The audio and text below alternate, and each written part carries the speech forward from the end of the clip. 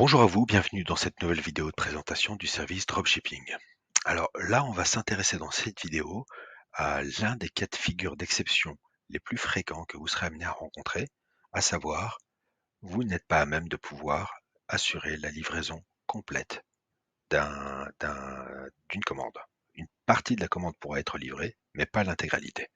Alors, quand on dit ça, on voit bien qu'effectivement, il va falloir procéder à la mise en conformité des bulletins de livraison par rapport à ce qui a été expédié. Ça, on l'a longuement évoqué dans les vidéos précédentes. Le bulletin de livraison doit toujours être le reflet du colis auquel il est associé. Maintenant, on a deux cas de figure. On a le cas de figure où définitivement vous ne pourrez pas commander, vous ne pourrez pas assurer la livraison. On a le cas de figure où voilà, la livraison de l'article manquant est simplement différée et vous pourrez l'assurer un petit peu plus tard pour différentes raisons de disponibilité ou d'approvisionnement.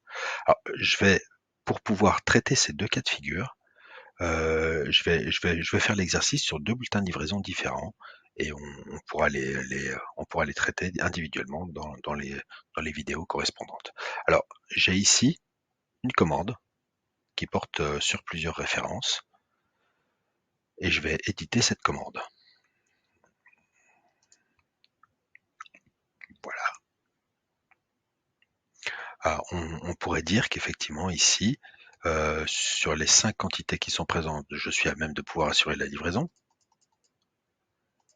Donc ça concerne monsieur Balibalo. C'est, je remercie les créateurs des adresses pour les besoins de ce tutoriel. Et on va considérer que les 3 quantités de cette autre référence ne sont pas disponibles. Alors, je renseigne bien 5 quantités dans le bulletin de livraison numéro 1. Alors, s'il était question de mettre dans un autre colis les trois quantités dans un autre colis immédiatement, je pouvais scinder, j'aurais eu une colonne BL numéro 2 qui apparaissait dans laquelle j'aurais pu mettre mes 3 quantités. Là, je décide de m'arrêter là. C'est-à-dire que j'ai bien ces 5 quantités-là à livrer. Il va falloir un bulletin de livraison avec ces 5 quantités et je laisse le reste en stand-by. Pour faire ça, une fois que j'ai bien mis mes 5 quantités disponibles ici, celles que je vais expédier, je force le bulletin de livraison.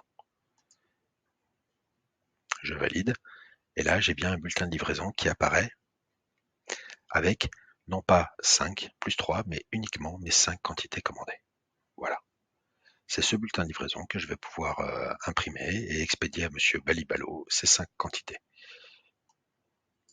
On voit ici, si je reviens à mon portail dropshipping,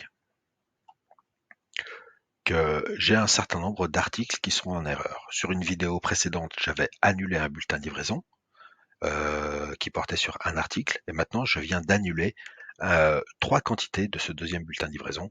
Donc je me retrouve avec 4 articles au total qu'il va falloir traiter manuellement. Je vais prendre le cas de figure de l'autre bulletin de livraison, toujours pour les besoins des deux alternatives de traitement, expédition ultérieure ou pas d'expédition du tout. Je rentre dans le module édition.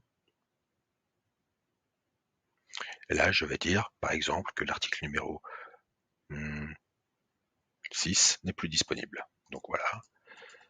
Je vais renseigner que dans mon bulletin de livraison, donc j'aurai donc toutes les... Oula, je ne peux pas avoir de quantité livrée supérieure aux quantités commandées. Voilà, on le voit bien. Donc j'ai bien une quantité de cette livraison, de cette référence et 3 quantités de cette référence. Je laisse à 0 la référence manquante. Et là encore, je force le bulletin de livraison. Voilà. Alors il faut noter que ce bulletin de livraison qui apparaît, poum poum poum, avec 3 et une quantité, l'autre référence avec les 4 quantités n'apparaît plus sur le bulletin de livraison. Ce bulletin de livraison est directement validé. Donc je ne le retrouve plus dans ma liste des bulletins de livraison en cours de traitement.